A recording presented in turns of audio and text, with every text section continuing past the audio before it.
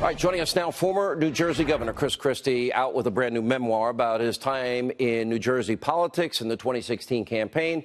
Let me finish. Trump, the Kushners, Bannon, New Jersey, and the power of in-your-face politics. Available on Amazon.com, wherever books are sold. Governor, good to see you. How are you? Thanks for having me on, Sean.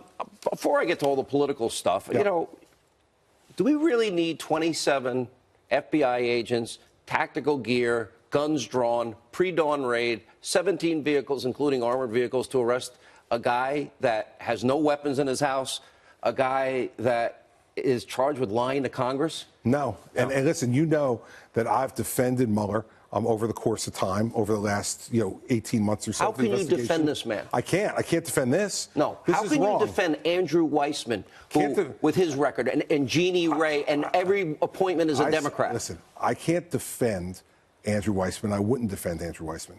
But what I'm telling you is that this is a problem for Bob Mueller. Why couldn't he find a Republican? Why can't he find one? How does he hire Clinton Foundation attorneys? And listen, and part of that, by the way, part of that, since almost every one of those people came from inside the Justice Department, part of that problem is that there was no turnover when Jeff Sessions was Attorney General to get new people into those positions.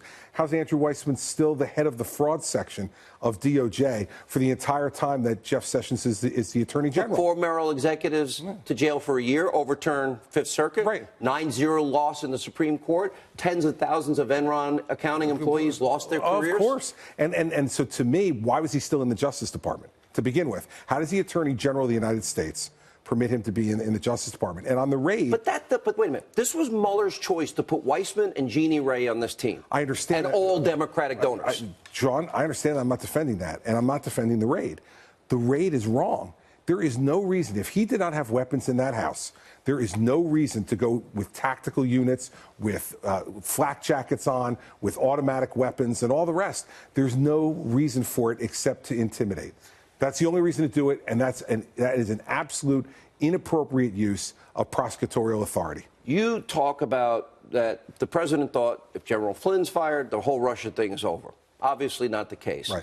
And you say one of the reasons you don't believe it is because, as every campaign is, there's chaos. Nobody has time to say, oh, let me meet with Putin. No, listen, I was there for a good part of the campaign, as you know, and then moved over to the transition.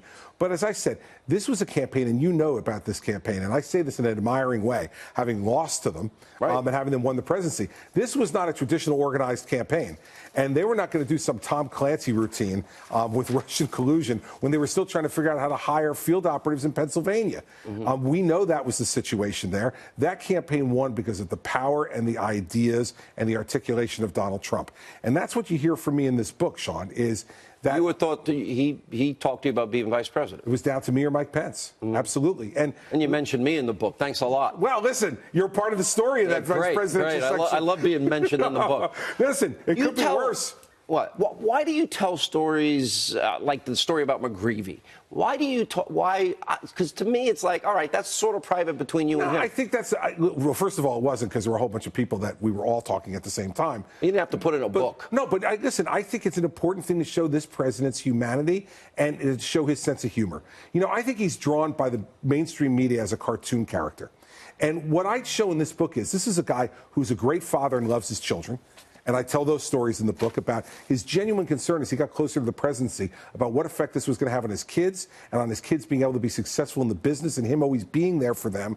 And now he wouldn't be able to because of this job. I talk about the great sense of humor that he has and the jokes that he played on me. I talk about the fact that he's the first person who sat across from me and said, Chris, you need to get lap band surgery.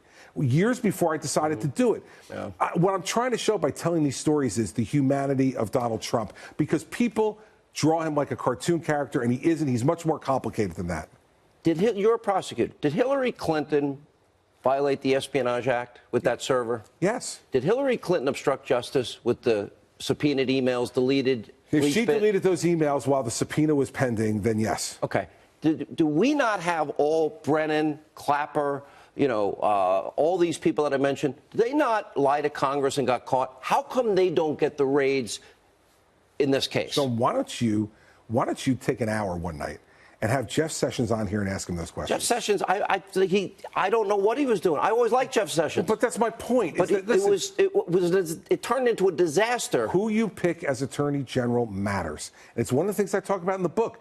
The president has been victimized by some bad choices that were recommended to him and by a process that didn't work well for him. Aren't you worried, as a former prosecutor and governor, that we have a dual justice system? We have all these other people that lied either under oath or to Congress. Nothing happens to them. For example, Hillary funnels money, her money, campaign money, through a law firm, so it's a legal expense, to hire an research group, right? Hire a foreign national, which is wrong, who uses Russian lies that they spread to the American people before the election, and then they use it to bludgeon the president ever since. But then they go to a FISA court. We now learn that everybody in the FBI and DOJ were warned by Bruce Orr that Christopher Steele hates the president, then candidate Trump, that Hillary paid for it, and that it's unverified. How do you not verify? And it turns out a lot of it's lies. Hookers, Ritz-Carlton, Moss. How do they get away with all of that, and Mueller pays no attention to it? First of all, we don't know whether he has or he hasn't yet. Bull. Well, I don't see it at all. Well, you know that. Listen, but we don't know yet. So let's wait for the end of the report. But here's the other thing. Let's say he isn't paying attention to it.